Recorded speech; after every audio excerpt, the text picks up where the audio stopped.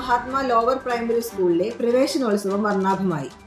കടങ്ങോട് ഗ്രാമപഞ്ചായത്ത് member PA Muhammad കുട്ടി ഉദ്ഘാടനം ചെയ്തു. PTA പ്രസിഡന്റ് ഫസീല സക്കീർ അധ്യക്ഷയായി. റിട്ടയർഡ് ഹയർ സെക്കൻഡറി പ്രിൻസിപ്പാളും സംസ്ഥാന അധ്യാപക അവാർഡ് ജേതാവുമായ KV മീനാക്ഷി ടീച്ചർ അക്ഷരദീപം കൊളുത്തി. ഓരോ കുട്ടിയുടെയും സമഗ്രമായ വളർച്ചയ്ക്കായി രക്ഷിതാക്കളും അധ്യാപകരോടൊപ്പം നിന്ന് പ്രവർത്തിക്കേണ്ടതാണെന്നും ഓരോ പൊതുവിദ്യാലയവും ആ നാടിന്റെ ഐശ്വര്യവും അഭിമാനമായി മാറണമെന്നും ടീച്ചർ സദസ്സിനെ ഓർമ്മിപ്പിച്ചു.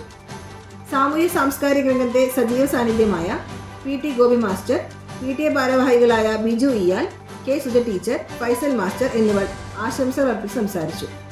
നവാഗതരായ കുട്ടികൾക്ക് പഠനോപകരണ വിതരണം നടത്തി. കുട്ടികൾക്ക് മധുരപലഹാര വിതരണവും നടത്തി.